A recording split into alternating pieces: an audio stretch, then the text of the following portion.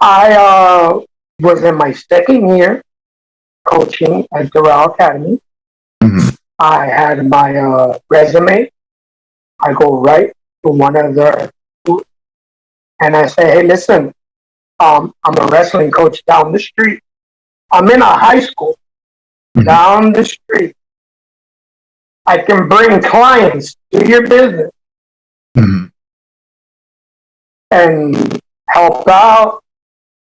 I went to that American top team because guys that I used to went to that school. They weren't there that they weren't there that day. I gave them my resume. The guy goes, okay, we'll call you. He threw it right in front of him. Right in front Have of a you. good day. Yeah. And I go, okay. I just walk away. A month later, they shut it down.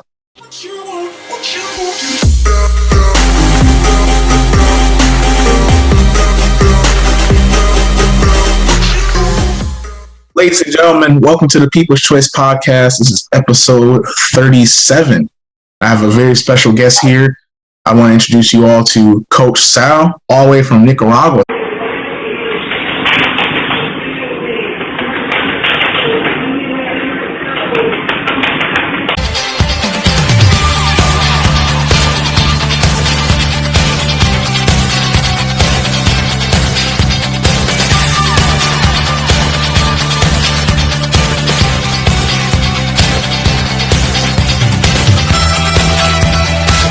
Thank you for being a part of the show. Let me give you a nice clap. It's an honor to be here, man. Thank you. Appreciate it. The honor is all mine. I mean, just give my peeps and audience a little background on you. You've coached for over 20 years. I mean, that's amazing in martial arts and self-defense. You've actually the first junior ranked in jeet kune. Did I say right? Jeet kune? Jeet Kundo. Jeet Kundo. Sorry. Is the art of Bruce Lee. Yes. And the Cantonese word called Jeet Kundo. Jeet Kundo. Yeah. I was practicing that for a little bit, and I was like, I hope I say it right. You could say JKD. JKD. I'm not a master or nothing like that. I've only had one instructor and lots of mentors. Dwight Woods is he's from Unified Martial Arts Academy. He is certified Jeet Kundo instructor under Daniel Santos, who taught Bruce, and he taught me. And that's where my martial arts skills are from. That's it. The rest is homemade at home. You know. That's awesome. And not only is that, Coach, but you're also extremely tough, as we talk a little bit, even off camera. You know, like you said, you train the fighters, but you say you had a lot of fights in the hospital bed. You've had over 54 surgeries, colon cancer survivor. I mean, that's incredible. Congrats on that. You're all clear on that. You've coached champions in Jiu Jitsu, Brazilian Jiu Jitsu, Judo, wrestling, Sambo. Coached 15 years in the U.S. You've helped coach in Nicaragua, of course, where you're at right now. You've also coached UFC star Jorge Masvidal. That's just, one of the top guys out here. People love him, especially over here in North Carolina. You've helped coach Charles, Chainsaw, McCarthy, Kimbo Slice as well. Many other fighters. I mean, the list goes on. You sent me so much information. I just can't wait to dive into all this. I got a lot of stories I could tell you. Rest in peace, Kimbo Slice. Yes. He is probably one of the nicest men I've ever met. That is, I could say, people think, oh man, yeah, bro, that guy is Eddie Bear. His sons are incredible kids. I had the honor and privilege of coaching two of his sons when they were just little kids, and I can say that the time I spent with Kimbo Slice is incredible. He's an amazing. Yes. Rest in peace. There is no. He represented Miami. People talk negative about him, but he represented Miami. Sorry. I was just a guy teaching an intro class. He walked in and he goes, I want that guy to coach me. Coach, I got you next week, man. And I'm like, that's that YouTube guy? And I go, yeah, I think he likes you. You're on for next week. And I go, okay. That's just an amazing story because, Kimbo is just so big on, YouTube and the internet. Like me and my brother, we used to watch all of his fights, like on the streets and stuff, and seeing his fights like on YouTube, man. And, just hearing that story, like when he just walked in, like, hey, I want to get trained like that. That's awesome. You got any Kimbo Slice stories? Charles, okay, Chainsaw Charles and Jorge Masvidal. But we're all on the same team at FFA. I'm going to say that. I don't want to get, at school in trouble. We were all on the same team. Look, Jorge Masvidal, Charles McCarthy, Bruce Leroy, Jose Caceres, a lot of guys, Efren Ruiz, talking about we would go up against American top teams, hand them, we would give them up, we would give them hell in tournaments and in MMA. We won and lost a lot of battles, but Charles brought Kimbo in. And he goes, bro, let's make Kimbo the next Bob Sapp. And he was just starting, he was just in the street fight. I didn't have you.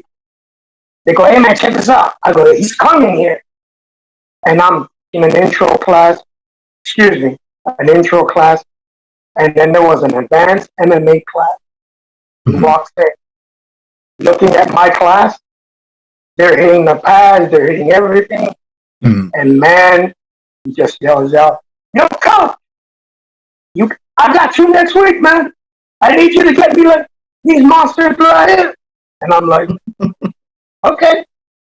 And the next day, they go, hey, at 12 o'clock, come back to the gym. Because the gym closed at that time. Kimbo comes with his entourage. Let's just say he was the smallest guy in his entourage. So that's a big man.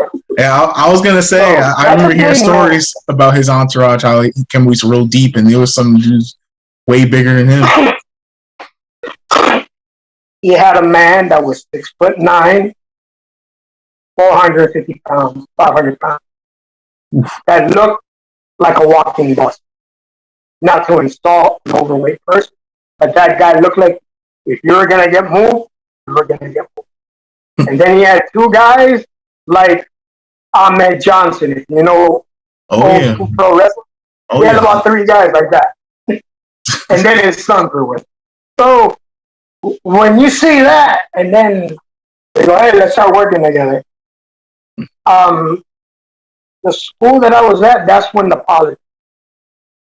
And then the instructor goes, man, train his people. I got Kimbo.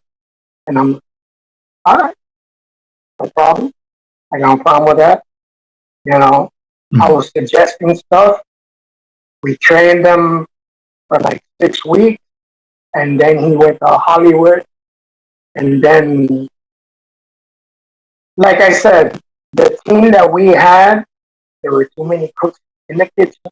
You're talking about Jorge, Game Bread Masvidal. I'm in a van with him and Chainsaw Charles, Efren Ruiz, driving 13 hours to Atlanta. Be the main event. The promoter's like, you guys need to get here now, and I'm like, all right. I mean, and I'm talking to George, and I go, you got to fight next week? He goes, yeah, it don't matter. And I'm like, okay. And he fought another UFC fighter. His name was Rafael Brazil. I forgot his last name. Or he lost by a bad decision. He was robbed. It's one of the pictures you see that he's arm barring a guy and he has gray. That's the fight in Atlanta. And I'll put that in the video for my audience to see. Now, the next week, he's fighting Joe Lazon. Makes weight, AFC. He snaps Joe Lazon in the second round and knocks him out. And they even say he had a 1 week fight notice. And I asked George, I go, what happened? Why? He goes, my business, man. What I need. I will say one thing about Mr. Masvidal. Treated me with the respect that I've ever got treated by a student. And he taught me. But then it's like when you have Chainsaw Charles and Jorge Masvidal in a room, these two men, one is you have to motivate him to get him mad so he can go out and perform. George ain't like that. George is like Apollo Creed. He goes, yo, why are you yelling at me, man? No. Tell me how I look. Hey, man, you don't belong in this room. And like right there, just like Apollo Creed. So it's like, I'm training Charles is like Rocky. And then next fight, now tell me who's the best. My house. Your jungle. Go hunting. That's, rest of history, man. That guy is one of the hardest working fighters I've ever had to say, no. He puts it on the coach. He's like, is it? Because I'm going to be real honest with you. I'll tell you another story. He texted me once, and he goes, Sal, you got a state champion in your wrestling team? I had the number one in Dade County, Mardell did. Is he better in Dade County? I go, you beat the guy from South Dade, and he's number one in the state of Florida. Bring him. It was like a little kid going up against a man. Jorge Masvidal was tossing my kid around like a little kid. And I was like, he's never been on his back for the whole year. He won the state title. And he goes, how good is he? Is he better than these guys on the list? He had the Dade County. He goes, Mardell beat all of them. He goes, what? He goes, yeah. He made NCAA. And that's the kind of guy George is. Where he's like, how many guys you got? Bring me. And when we worked in the gym, said, yo, find all the best fighters. And I need to work. So that's what I would do with Efren Ruiz, Chainsaw Charles, Jorge Masvidal. Efren Ruiz was the Brazilian Jiu Jitsu black belt of the gym. I go in there to do his class. He goes, I need to get ready for a fight.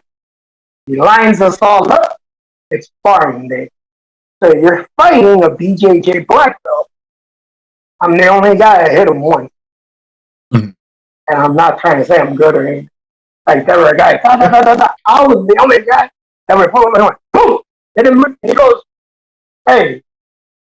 I end the class and he goes, can you see mitts? I go, yeah. And then I cut him mitts. The next day, hey man, you're no longer a student. You're going to train me. I need to get ready for a fight. Excuse me.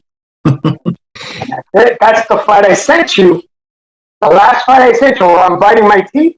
I was 6 weeks in at the gym. I go, the next day, Coach Sal was born. And I had to put it all together. Because fighters evolve with. And it's like what Bruce Lee says. Be water. Water, you put it in a cup, comes a cup. Put it in a jar, becomes a jar. Put it in a bucket, get a big canister. I had to become water. And I met a lot of great people at these conventions. tape traders, and I'm gonna be honest, you books. There was no internet at that time.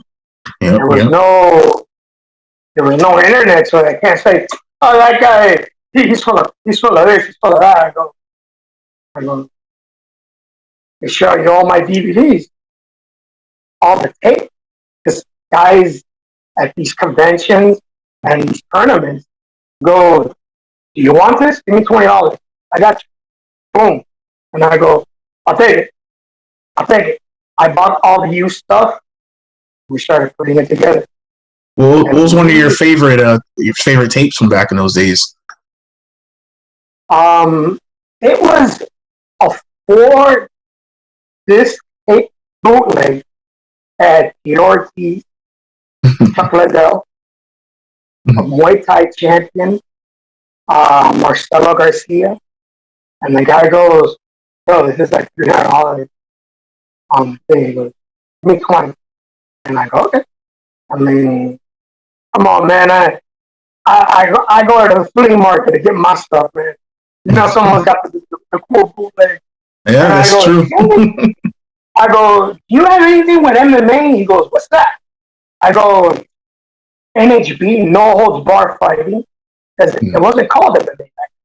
It was called NHB. And the guy goes, yeah, I got all that stuff. Here, man, check this out. Check this out. And tape trading, and even I met incredible people, incredible teachers that I would show them stuff, and I read books, and I go, you know, that's history. I'm proud of George, man. George, I'll tell you a quick story. Yep. We were done with practice, and we're driving. And, you know, if you're from Miami, you know, we're going by, like, with Metro Zoo, you know, and there's a zoo. And we go into this place, and then it goes, yeah, I'm here. This is my house. I park the car. He walks out. His house had no roof. And I go, "Where's your house?" He goes, "That one there with no roof." I was like, that's the drive that he had. When I saw that, and I go, no one's going to stop him. He's unbeatable. He'll go down, but he'll get back up. When I saw a house with I lived in a little apartment with my dad, you know. He had a house with no roof. And all he had was blue tarp. And I go, drop them off, and I go, yeah, he's the man. I go, that's real. I go, 2 weeks later, after he beat Joe Lazan, he calls me up, and he goes, "Hey, let's go." And I go, "Where are we going?" He's like, "Bennigan. Eat whatever you want, man. Call me. Bennigan." And I go, "That's it?" I go, "Oregon?" And I said, "Can I use you as a rep?"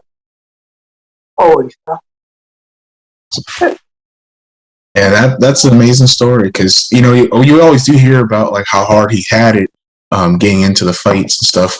They did a nice little piece that I see one time that the UFC put out, even when he was street fighting, where Kimbo will even watch his fights and seeing how far he came. But and one thing people's always said, he's one of the nicest, most humblest dudes you ever meet. And, because some people, they let the fame get to their head and stuff, and they said he's still the same guy that he was even back then. George is a prank. Something that he's not going to like. He likes to prank people with prank calls, or, like, and it's hilarious with that, because he's such a nice guy, but he can snap in a minute. He can get on his back. And I can say one thing. I saw one altercation where that's why the best thing in life is being on his team. If you're not on his team, it's a wrap. You get the 3-piece and a soda. I saw that many times. And I go, "Oh, and but like I said, nice guy on earth, down to earth, very competitive. Can't even beat him in a game, in a street fighting game. He goes, no, we're going again. We're going. That's the kind of guy he is. We're going again. Checkers, chess. And I'm like, it was my team against him. And we were doing sprints. And yeah, that's the kind of guy he is. And it's sad that we all went our separate ways because I got an opportunity to be a coach at a high school. I went for an assistant job. This job was passed down to one of the members of the academy. They go, yo, they're going to shut the program. And they go, you want it? I go, I'll go as an assistant. As soon as I showed my resume, and I had all the name of the guys, the man looked at me up and down. You're the head coach. You run the program. Never coached wrestling in my life. I do MMA. You're the coach now, bro. It's your program. Bring in whoever you want. So what was the first thing you had to do, like, to basically take on that task? Because you're like, man, I never coached just wrestling. Like, was there someone you called for, like, hey, what's a good drill, or like go back to some of those movies that you had? Like, what was the first thing that you did? Well, I did watch a lot of movies because I'm going to be real honest with you. And I had a lot of surgeries. The only thing I can do is watch motivational movies. And I saw a documentary called The Rites of Passion.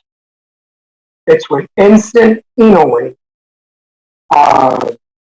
It's with Kevin Randleman. Frank Shamrock. Rest in peace. Rest in peace, Kevin Randleman. Yeah. The stories are about him. And then I'm like, that's it. And I go, Dan Gable. I bought his book. Dan Gable. I bought his book. And then I was still doing part-time at the MMA school. I had amateur fighters that were high school wrestlers. And I brought them in. I brought in Jorge Masvidal. I brought in a lot of guys from the gym. The school didn't have mat. So I had to drive the kids to the dojo, and we only had practice from 3 to 4. But that's it. Then it's a business. So we had 1 hour of practice, and I had to pay for mat. I bought them out of my pocket, and help from parents, and I became coach of the year that year. We didn't go to state. So we had the regional. We lost at the regional championship. And after that, all I can say one thing, the Raw Academy got a name because one of the referees calls me. He's a pro fighter. He's a referee. He goes, Sal, I don't know what you did, but you guys showed up in black sweaters that said sponsor fighter, and they go, we're here to die. And the rest was history. They go, hey, you're getting a beat. You're gonna beat us, but you're getting a beat. And the second year, I had a state qualifier. I met a man named Ralph Taylor.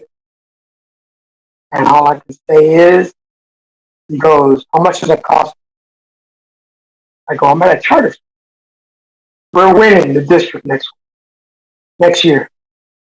The rest is history. He brought in a lot of schools, a lot of kids, and we destroyed everybody.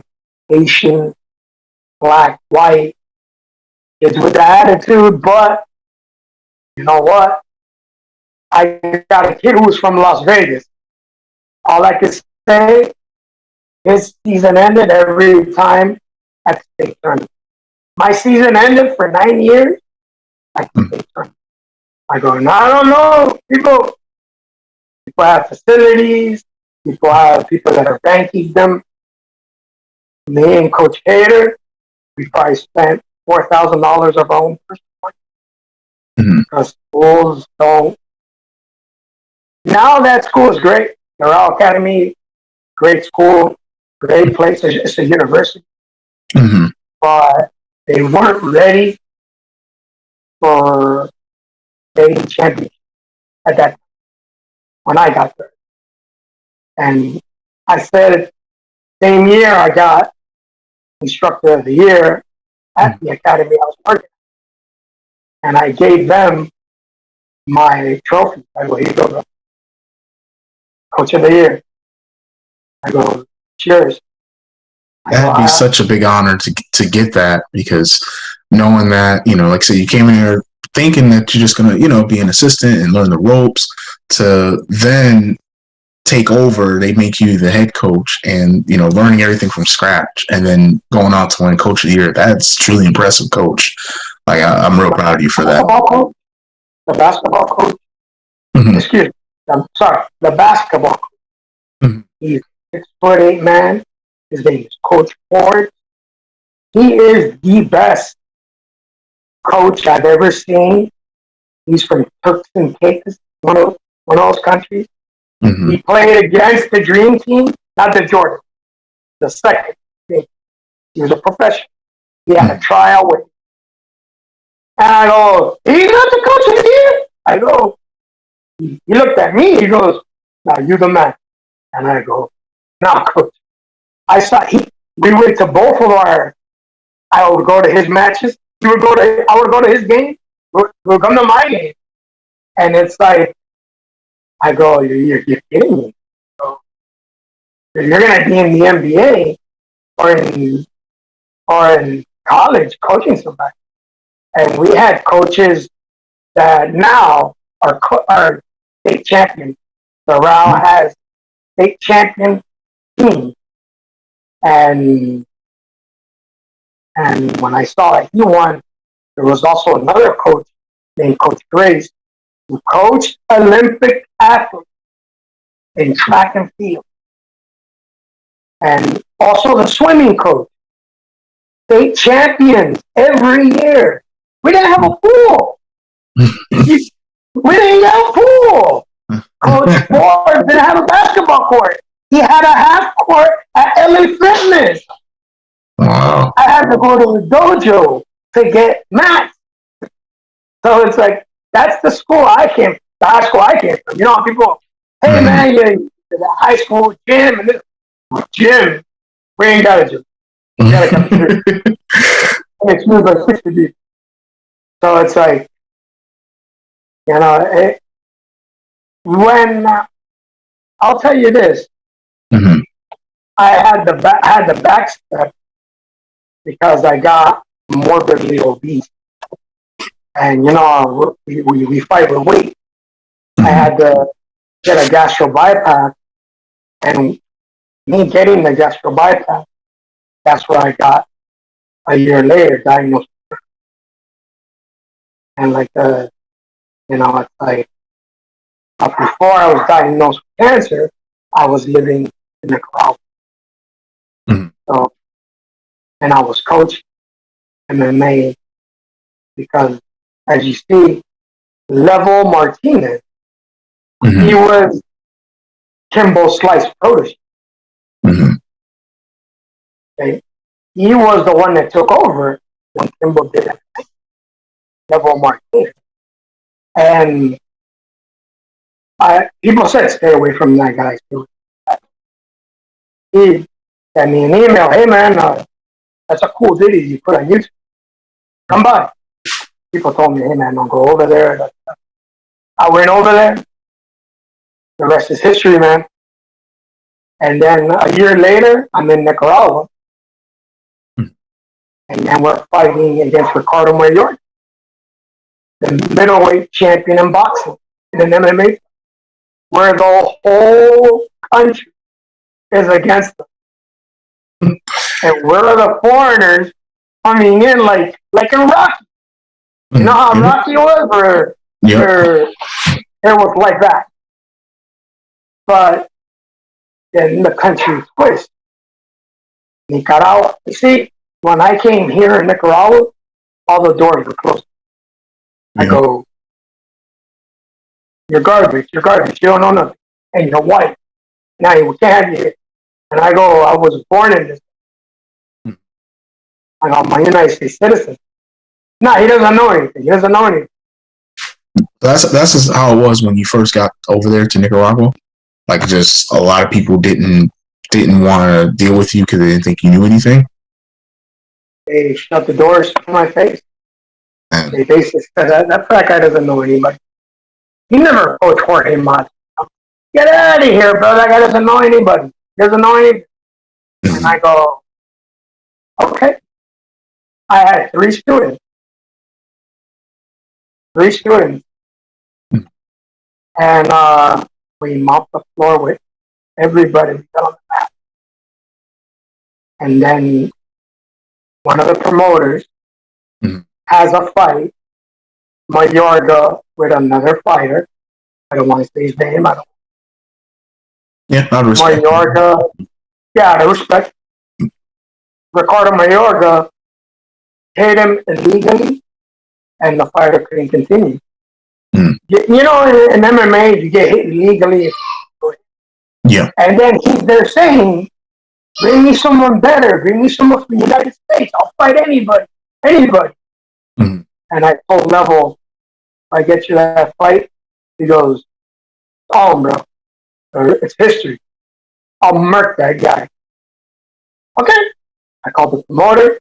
The promoter goes, who are you? I go, this is Level Martinez. 786, blah, blah, blah, blah, blah.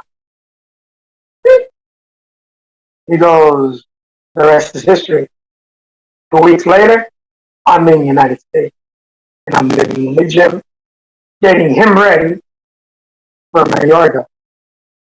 And like I said again, coaching Level Martinez gave me for once my identity. See, when I was at the other MMA, I wasn't allowed to be in the corner. I was put to the side because, come on, man, I'm gonna be real. You want a skinny guy next to you. They don't want, oh, hold up, was this Fat Joe? Who's this Fat Joe guy next to the fighter? And he goes, that's your Jiu Jitsu coach? And I'm like, the kid or the kid that I'm training, he goes, yeah, he's my cousin. And he goes, oh yeah, you're dead. Garbage. My boy wins. Just off of appearance. That's crazy. So, when I was at that school, the fighters were like, no, you can be in my corner. No, he's not. And I said, hey man, no problem. If you see the video when I'm with Kimbo Slice, notice I wasn't allowed to go to the corner. The side, and I respected it because, hey man, you know what? It's about paying dues. But Level, and George Masvidal gave me my identity because when we were in Georgia, there was no coach. It was just me and another guy. And this was fast. You know how, hey man, we need a performer 2 days away, bring Master P or whatever. Hey, he's in the corner over there on a break. He was on vacation with family. You want him to come in your club? Boom. Promoter is supposed to promote and give you a show. You can't cancel a fight. George goes, I'll take the fight.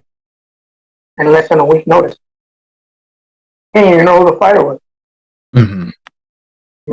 So that's the kind of guy George was. Where like, there's a fighter in the US. They can't afford it. So what's it? Bring another guy. So what's it like trying to prep somebody in that short amount of time? Because most training camps is you get like a month or maybe longer, but like when a promoter says, "Hey, I got you a fight," but you only got 1 week, like how do you mentally get a fighter ready for, or I guess for George to get him ready for that? Well, it's It's not how to get him ready. It's more of, you know what? You look at him. I tell him straight out, that guy bleeds red. Just like he doesn't belong in your ring. Don't take food out. You're gonna let someone take food out of your hand? Come on, man. You know, we live in a world where, you know what? I respect you. I respect him. But in the ring, in the jungle, there's only one king. He's the alpha male. So I tell them, I go, they could be beat. You know what? Someone says, the devil's the one saying in the corner, yo, you're going to lose, man. You're not going to withstand this storm. The warrior goes right up to the devil. I am the storm. That's what I tell all my kids. George Masvidal said it one thing. What are you going to do when the hurricane comes? You could put all the stuff up, you're still going to get through. That's what you got to do. This was, remember, 10 years ago. Now, with the laws and with the athletic, very different blood tests, all this stuff. Remember, there was, in 2005, 2004, there was no amateur. So the only thing that fighters can do is kickboxing and grappling. So for George to get warmed up, we would throw him in advanced grappling. And I'm talking at the black belt level, purple belt, no brown. And you ain't beating him. You'll beat him by points, but you're not tapping him out. Hey, George won't. George's not going to tap. He'll be carried on his shield. That's how he goes in there. That's why who's ever going to face him, say what you want, man. But you're fighting a storm that he'll catch. You know? And that's one of the things that when I had the honor and privilege of also coaching Elbow, they gave me my identity. They let me go, no, you're running the show. How do I win? How am I going to beat this guy? And I go, easy. Then you look at the fighter. I saw him once. I go, we're going to do 3 moves. And that's it. When you watch a football game, what does a football coach do? The defensive coach is looking at the offense. Yep. The offensive coach is looking at the defense. So now that the internet is out, man, I can watch fighters and I can go see his left leg. There's something wrong with his left leg. Attack that leg, go to the inside cradle, the wrap.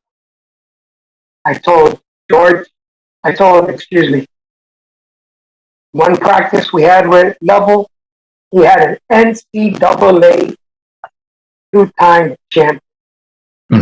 His partner was Josh Koch in the UFC. Oh, Josh Koch, yeah. Yep. Okay. That was his training partner. Wrestler.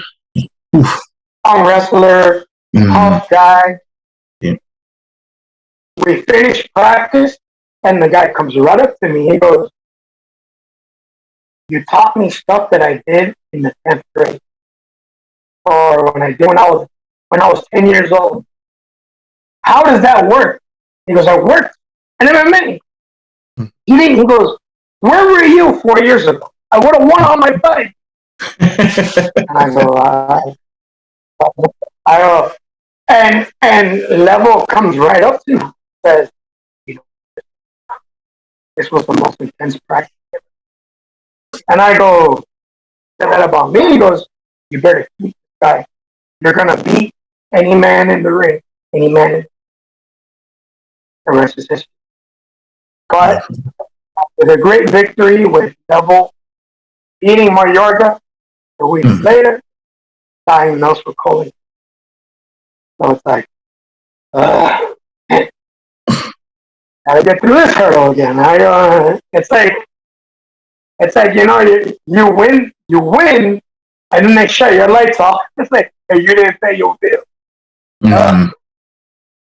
So it's like, whatever. It doesn't. It was just another hurdle I had to go through. You know, we all have our own demons. I was an alcoholic, and I'm happy to say I've been sober for 3 years. Well, congrats, Coach. That's amazing. But it's nothing's impossible, man. People think you can get depressed. You can get, you know what? The people that you meet is what makes you a better coach. I don't care what anyone. I always tell my students and the fighters I coach, I go, you're the reason we're better. We're only an instrument, bro. I'm only an instrument. I'm not some guy that's gonna be worshipped. I don't want that. Me, I'm the guy in the corner saying, practice here. Are we gonna start? I go, I'm not that traditional. I don't need people to come up to me and start bowing to me.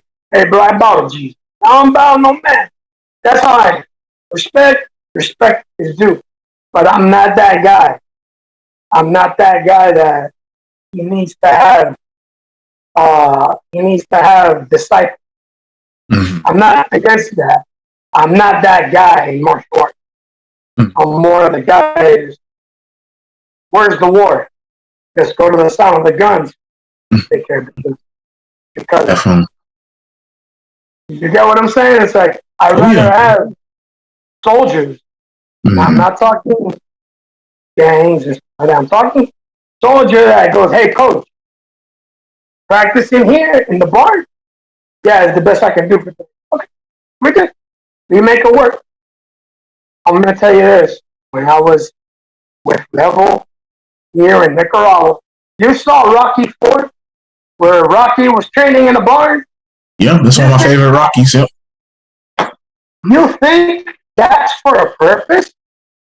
That's what they gave him. You get what I'm saying? And it's like, remember, Paulie is saying, he's saying, why come we're not in the gym? How come we're not? He goes, Paulie, this is how it is. That's how it was for us here. But we had a lot of fun. I asked him, hey, listen, Level needs to eat. One of the things with Level Martinez, you see that body he has, is because he makes all his food. Like, I don't even like eating in front of him. Because he'll tell me how many calories it is, how many roots this has. I go, and I'm like, oh man, leave me alone, man. It's just cheese. You know? He's one of those nutrition guys. And I was like, and it's awesome because I'm going to tell you this. There were one of the greatest experiences. Treated us awesome. We went to all the talk shows, all the everything. And basically, it was, hey man, I'll tell you a quick story. There are casinos. That's why fights are done in Vegas. Place a bet. I go, I'm betting on my guy. I'm betting for Level that I'm betting on me. We go to the casino. We're driving to the casino. My man next to me rolls up a lot of money like this. Is he going to win the fight? It won't get past the first round. We're driving to the casino right now. And I'm like, no, I'll give you a taste. I go, no, I'm good, man. Relax. I don't know where that money came from. We go to the casino. Casino shut down. This guy's going to win. Level's going to win. All I can say, the rest of history. Mayorga, awesome guy for taking the fight. But it's like I said, can't stop the storm. Board up the windows, whatever you want. it's just like the Rocky fight. All the people were cheering for us, going against him. At the last minute, the last chance, they were yelling at us. And right when we got in the ring, it was straight up, you're winning. And all we said was, thank you. And I told them, hey, thanks, go. I go, why? Communist country, man. Better to be generous, provide, be peaceful, and stay humble. And we did. I had to go back. I live in Nicaragua. I go, you can't go crazy here and tear the house down. And it was like, no, it wasn't like that. And I had to go back. And then, like I said, colon cancer, stuff like that. An angel knocks on the door. His name was Ernesto. He's the one that you see in the red jeet throwing that armbar in 10 seconds. Or something in one of the videos. Yep. That's a Sambo tournament. The Sambo, you can win with submissions. No. So Ernesto goes, hey man, come to this judo club with me. This judo teacher's just like, I went, her name is Laura, Sensei Laura, judo, the first referee in Nicaragua, judo, and all I did was show him jiu-jitsu. And the rest is history because I came out with 3 national champions, 4 national champions. Like, but for political reasons, we're not picked. What was that? The sound went off a little bit. You said for political reasons. For political reasons, we weren't picked to the Olympic team. And my girl beat everyone. Her name is Maria. You see her there, Maria. She was judoka of the year. Tapped everybody out with armbars. Because when she would throw, they won't give her the point. They always give you points. They wouldn't give her points. So I said, since they're not giving you the points, I see how it is. We're going to submit them all. And I had Brazilian Jiu Jitsu black belt on Facebook saying, who is teaching them Jiu Jitsu? And I go, I am. Sal? Coach Sal? You were the coach at Doral, right? The big guy. The guy who looks like Fat Joe. I go, yeah. He goes, wow. Okay. They're good. I go, I know. It's not about appearance.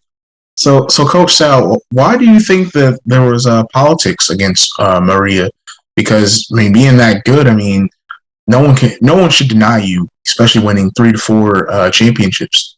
Like, what was it? Just because like they just didn't like her, or like because she was trained by you, or was it like what was the politics, or do you even know why? I'm just gonna say,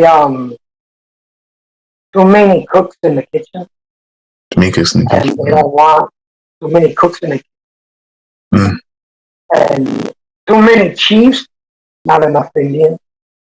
You want me to be honest with you? I'd rather be on the battlefield, sitting on a hill, than these soldiers fight. I want to be with my troops when we go down or we get the victory. And I don't want to sound cocky or nothing, but I don't need to bow down to nobody to get some kind of certification or some paper. You know what, man? If I want to learn from you, I'll pay you. Teach me. You know, I'm not that guy. I'm not that guy that, hey, man, I don't give belts. My system is me. See what it says up there? Zombie MMA. Okay? What's a zombie? Oh, you asking me? What's a zombie? Yeah, what happens when you get bit? You turn into one. Infected. Yeah. That's what I did to all. I love zombie films because it's not that I'm into the occult, not Christian. But see, George Romero made the movie Night of the Living Dead. Okay, George Romero made that movie with 6 people with 600 bucks. He used a black actor as his main protagonist. That guy was a university teacher. He goes, I'm not an actor. That was his best friend. He goes, I need somebody. I need you. It took 2 years to make the film. They made that in a farmhouse. No one got paid. And it's the best zombie to this day. Then from that comes Dawn of the Dead. What is Dawn of the Dead? $2 million budget. I met all the actors in Dawn of the Dead. And I go, talking to them, I'm like, gotta be like George Romero. Do my own thing. Read books. Read Gracie's. Read catch wrestling. Dan Gable. You know, there's a lot of knowledge and a lot of things. And people don't like learning. And that's the problem with me is that I want to learn more. Like, I'm the student that goes, can we pick this up tomorrow? No, we're good. I'm not like that. I go, if I have a student, I'm gonna make him a teacher and also make him a killer. I go, why am I gonna teach you how to dribble? I'm gonna teach you how to dribble, dunk, and shoot. So then you have your own team. That's what it's about, man. At the end of the day, I'm gonna be real. I'm gonna be real. There ain't that many friends in MMA. You notice that? It's a very cutthroat industry. Look at pro wrestling. How many friends can you find in pro wrestling? Genuine friends? Not many. Not many. You know, how many friends can you find in MMA? You know what, man? Look at it for yourself. In your point of view. You know, look at podcasts. You guys all help each other out. None of y'all are trying to kill each other. That's what people should look at podcasts. I go, why am I going to a radio? One radio station is trying to kill the other radio. Yep. I go, I can listen to any podcast and I'm going to learn. And that's the point of all this. We're supposed to be helping each other. Yes. There is enough for everybody. There is for everybody. And it's like, I'm not going to say money or fame. I'm saying there is enough for everybody. And that's my opinion. And I mean, no, it's 100%. What I see, there are 100%. No friends. There are no friends in mixed martial arts. You can see it. They love the drama. But try to find 10 friends in MMA. And speaking of drama, Coach, because like I know like respect is, you know, one of the most important, if not the most important thing when it comes to you. But I remember you was telling me about a very disrespectful experience you had even with American Top Team. Do you want to speak on that? I was in my second year coaching at Doral Academy. I had my resume. I go right to one of the and I say, hey, listen, I'm a wrestling coach down the street. I'm in a high school down the street. I can bring clients to your business and help out, I went to that American top team because guys that I used to play went to that school. They weren't there that day. They weren't there that day. I gave them my resume. The guy goes, okay, we'll call you. He threw it right in front of me. Right in front of me. Have a good day. Yeah. And I go, okay. And just walk away. A month later, they shut it down. I'll tell you another story. I get a phone call from a friend. I go to a Kendall American top team. Who's in there? Bruce Leroy, Devil Martinez, Conan Silvera. Same thing. They all saw me. We all hugged. I hugged all my old fighters. All the kids I used to coach in high school, they all hugged me. Goes, Coach, are you going to work here? I go, no, I came with my friend to see. I go, same thing. Don't bring that guy here. Get out. They told me. You know, so where I go to a gym called Young Tiger. That's it. The doors were open for me. That's where Mr. Masvidal does his boxing. Jermaine Taylor, middleweight champion.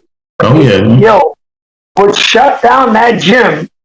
And he's like, my friend, Carlos Garcia, kickboxing champion, goes, oh, Jermaine Taylor's there. We're not going to be able to train. Oh, they're about to be done. Jermaine Taylor comes out, the Rolls Royce. What's up, y'all? Pound, and I'm like, HBO cameras are leaving, and I go, oh, we can go up and train? Yeah. And I go, cool. He goes, he calls me Stack. He didn't call me Sal. His Spanish is not that good. He had 175 fights, world champion. He called it Eagle. One of the best striking coach in Miami, Florida. And his school is doing successful. And he used to coach George Monson. He used to coach all our old. It was a big reunion, but now it was American top team, Young Tiger. He goes, hey, this ain't top team. This is Young Tiger. You're always welcome in mine. Man, that's awesome. You see what I'm saying? It's like the only beef, the disrespect that I have is like guys like Dan Lambert that are in pro wrestling. I go, come on, man. Stop hiding behind your fighters. You're not tough. You're tough because you have money. Come on. You get what I'm saying? That you created American Top Team. Tell me how many people there are friends. On the real. You ever gone to a university? You see a lot of teachers they're all friends? No. At least the experience that I have had, and you work. I mean, let's be real. There's always somebody who wants something that you got. We'll go anywhere. Me personally, I go, you know what, bro? I'd rather make a friend than an enemy. I said, you know what? I can squash the beat and keep going forward. I don't got nothing personal with American Top Team, but I'm not gonna. I'll be honest with you. I like something that Hickson Grayson said. He says, "Kranji." What does Kranji mean? He goes, "I'm not gonna give my knowledge and my soul to an athlete that's not gonna represent myself." And that's you're showing American Top. Why he's saying that's Hickson Grayson. Hickson Gracie. If it wasn't for the Gracies and the Shamrock, where would it be right now in MMA, bro? Where would we be? It would be very different. Probably wouldn't even be in MMA if it wasn't for the Gracies and Shamrocks back in the early days of UFC. But yeah. No. And Gabbett, the Oleg Tatarovs. So let's get one thing straight, man. The UFC opened the gateway for pro wrestlers, for athletes. That let's say a football player goes, I can't play in the NFL no more. I'm tough. I can learn. Boom, you got a world champion. Brock Lesnar, two-time NCAA champion. Get it? Can you imagine if he would have started at the age of 18 doing MMA? No, man. There's no telling. There's no telling how crazy like he would have been, you know, like as a big fighter. And I mean, he just the short time that he did. I mean, he was up there, world champion and biggest pay-per-view draws. And so I can only imagine if he really started off MMA. I mean, Kimbo Slice legend. Was 37 when he started MMA. And I remember talking to him. He goes, I make more money being a bodyguard when Queen Latifah, DMX, Puff Daddy. Who do you think they call? He was a security company. If you have his boys next,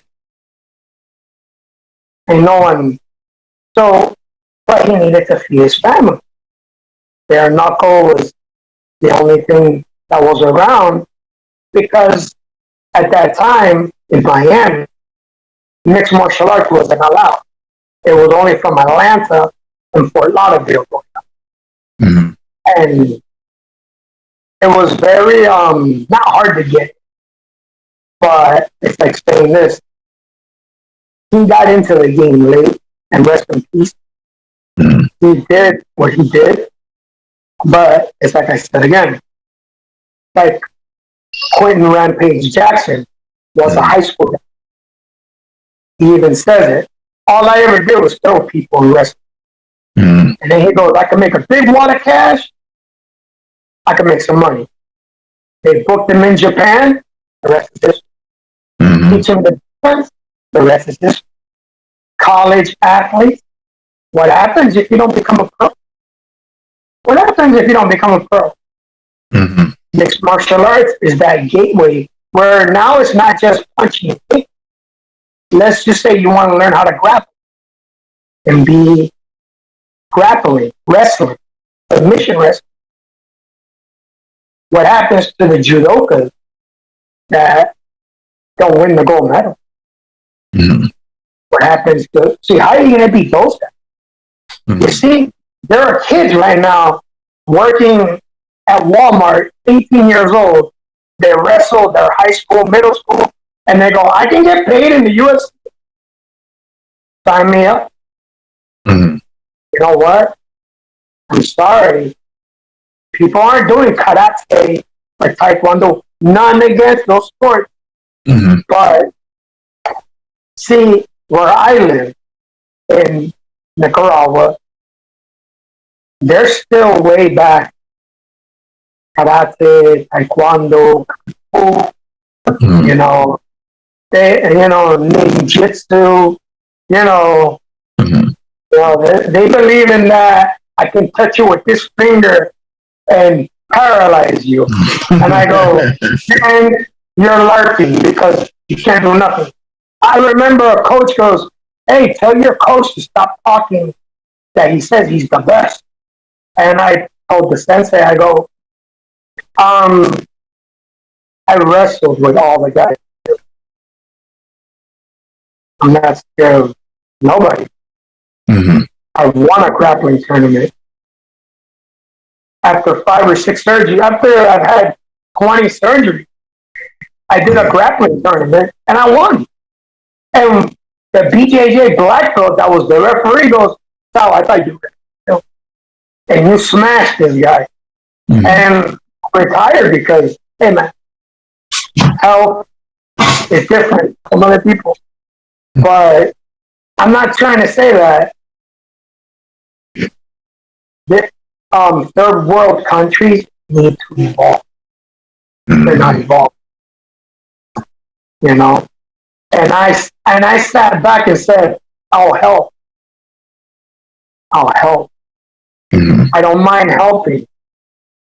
But like the way the Joker says, you're good at something, you're not going to do it. True that. You know what I'm saying? When they, why don't you kill Batman? What did the Joker says? You're good at something, you don't do it. You know? I like that. I mean, I'm being real. And I go, you know what? I'm into comic books and video games. And you want me to be honest with you? If they paint me as the bad guy, like the way Razor Ramon says, say hello to the bad guy. It doesn't. I'm not that. It doesn't matter. You know, it's like I said. Where's the bullseye? Right there. Right? That's cool. Let's rock and roll. I go. You bring your guy, I'll bring my guy. Yeah. Let's see who. It's like the way in Troy. Remember in Troy? He goes, "Old King, your best soldier against mine." He calls up Pelagria, 6'10". He says, "Achilles fights it." What did it say? They go, "Achilles, with the width of your sword, you can end this battle and thousands of men can go home to their wives." And I go, you know what? I'd rather have all my fighters be like, that's the mentality I give them. Because you know what? At the end of the day, they're going to be with them for the rest of their life. That's and like what Mickey says, he goes, when I'm done with you, kid, you're going to learn how to do it in life. A lot of coaches nowadays, all about, hey, bro, all about the money. And why do you think camps break up and fighters go hit? At the end of the day, I'm going to be honest,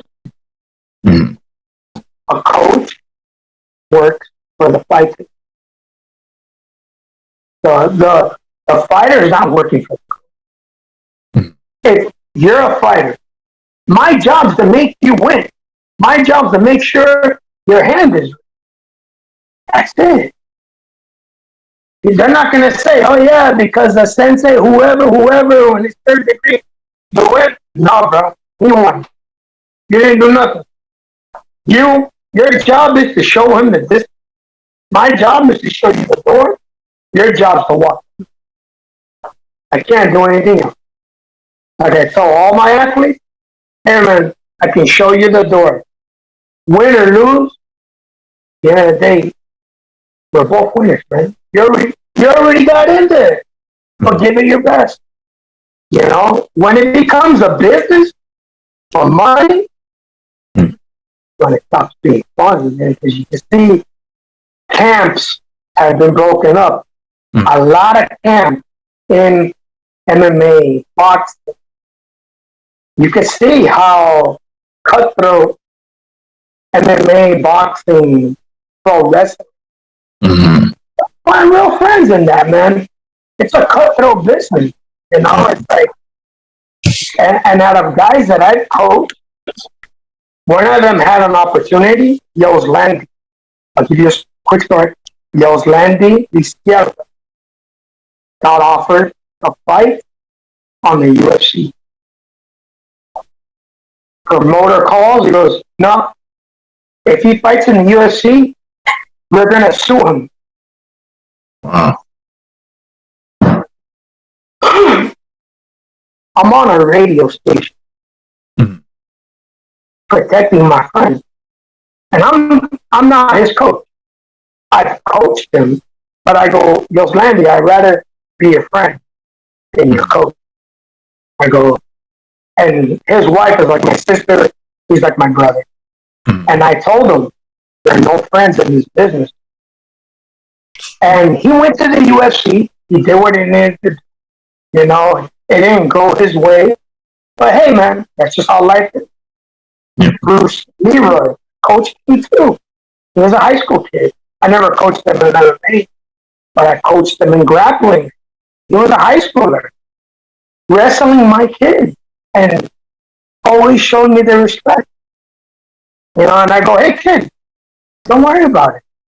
I got kids that I coached in high school that are Brazilian black belts right now in BJ. Mm-hmm. And they tell me, you're one of the best coaches I've ever been. Charles McCarthy, shouting his name out. God bless him. And thank you, Charles. He gives me a call and says, yo, come over here, stay 2 months, and get your money. COVID eats the next week. The coronavirus hits the next week. I sent him the videos. I sent him the videos I sent you, and he goes, come over here. I'll make sure you get paid. Don't worry about it. Don't worry about it. Coronavirus hits the week after. And I'm like,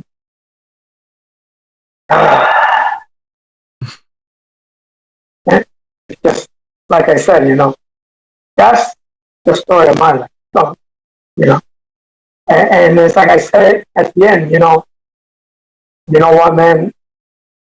We're here to make people better. We're not here to. Amen. I don't know, man. I don't follow that dream of making buku dollars. If they give me $10 million, I'll find a way to give it away to the poor. Mm-hmm. That's amazing, Coach. Yeah, the world needs more people like you, man. For real, the world needs more people like you. And I see that, Zombie MMA, I love the banner that you got in the background, and even your YouTube channel, the 505 Zombie MMA. When did all that start for you, Coach? Like, when did you start that brand? I started that brand when I was here because I had really nothing to do. Mm-hmm. And all I had was 2 students. And I don't like using my name because I'm like, you know what, man? They use your name, you know what I'm saying? Zombie MMA or 505. And then people ask me, is that a team? Is that your team? Is that your crew? Or I go, there's a clothing line. Mm-hmm. What? I go, yeah, it's my clothing line. So where do you sell it? I don't. I'm the only one that wears it. That are my students. I go, come on, man. I can't pay tax. Man, I got medical problems, man. I can't. You get what I'm saying? People when me say, is that your team? Is that the team that you're in? I go, it's sort of my way of life. So people always, it's a way of life. I go, what's a zombie? What's a zombie? It's a virus that keeps going. Why do you think The Walking Dead? You're not going to get rid of the zombie. Mm-hmm. You got to learn how to live. See, this is the thing. I'll give you a little George Romero, a little history about zombies. Yeah, sure. Day of the Dead. There's a zombie. His name is Bob. And he has a chance to bite the scientist that's teaching him. And he lets him go. And he tells him, point to the tape recorder. Listen, he goes, you see, they can be taught. They can be taught to forget us and be their own.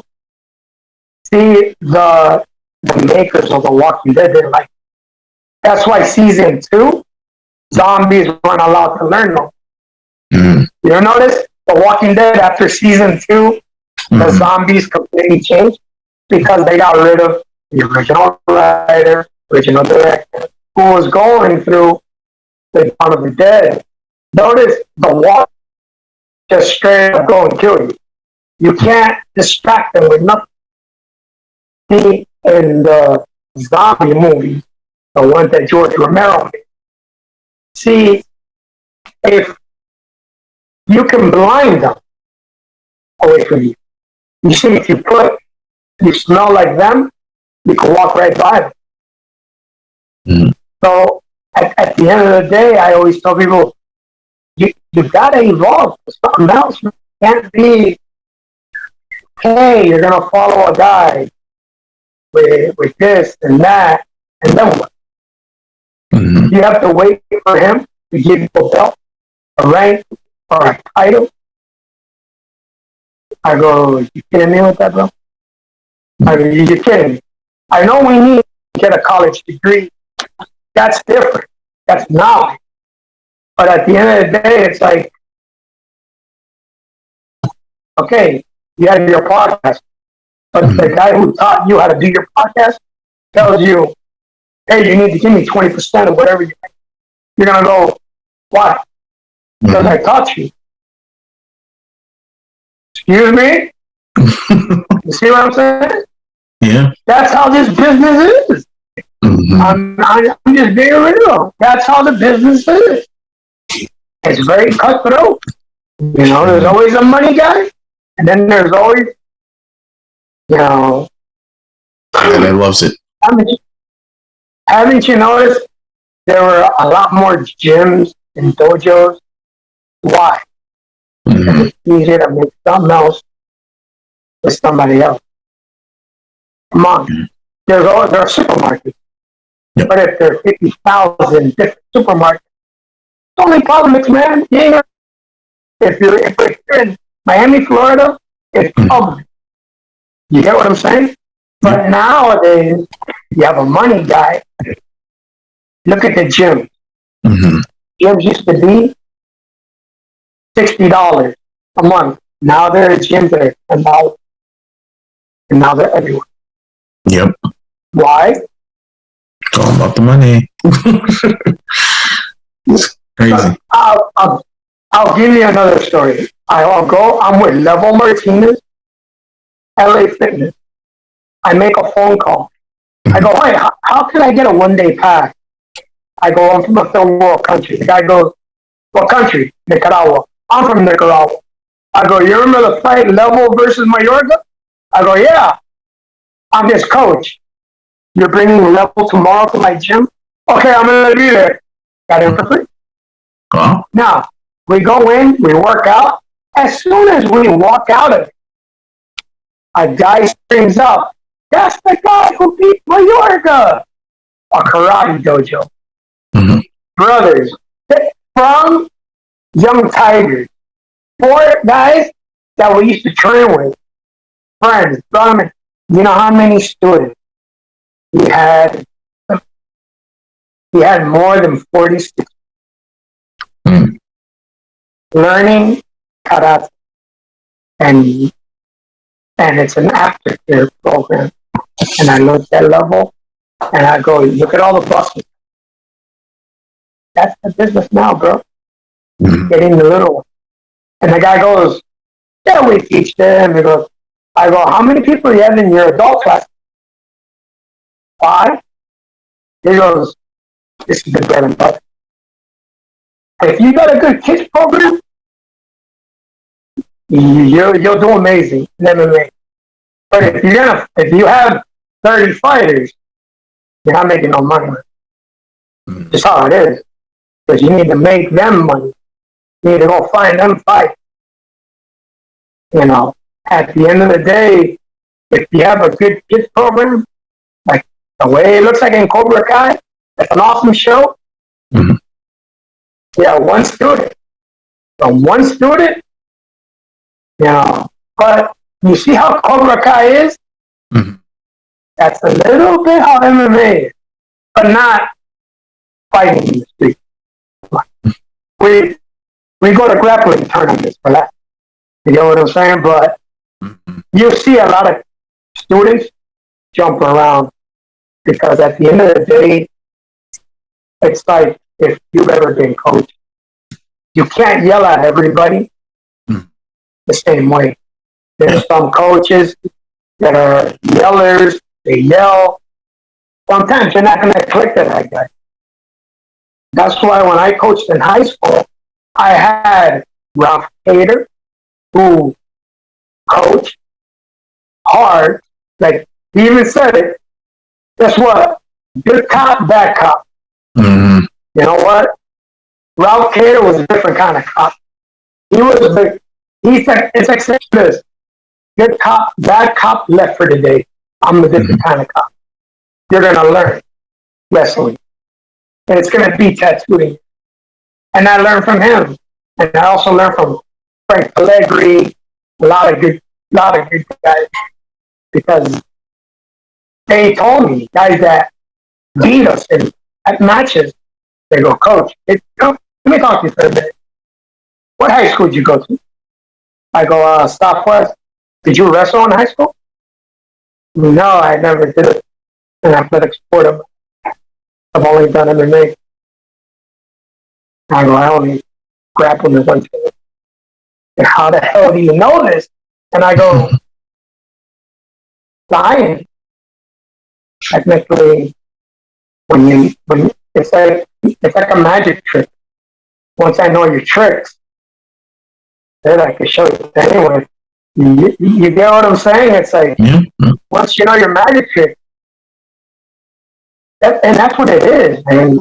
Sorry, it's not ancient artifacts in temples. Man, we're in 2021, man. Mm-hmm. Remember, we're talking from millions of miles away. My voice is being heard everywhere, just like your voice. Yep. Technology has reached the capability of making anybody. Amen to that. It's true. I don't care. Knowledge is power, but I always say, but respect the past. Learn from. Definitely. And Coach, thank you so much. You showed so many, or not showed, shared so many stories, life lessons. I mean, truly amazing. Where can all my peeps find you at and contact you through social media? On social media, you can go to 505 Zombie MMA, like 505 Zombie MMA, and I'll pop up right there. There'll be 3 websites.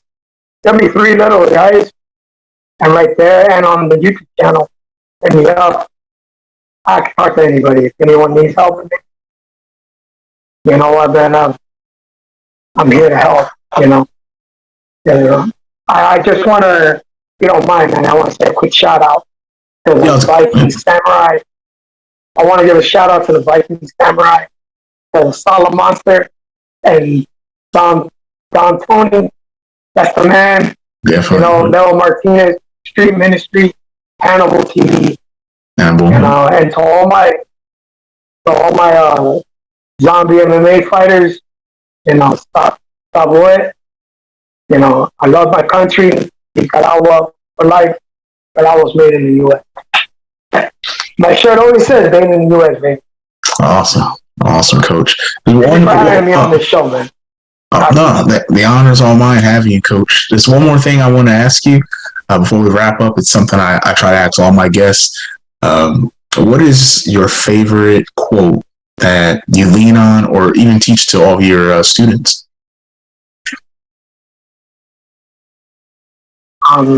Finish what you started. Finish what you started. Like the best thing I can say. Finish what you started. And I'll tell you straight up. Mm-hmm. Dan Gable said that. And I read his books and I said, finish what you started. When you get on the mat, get in the cage, you're going to college, you're doing what you need to do.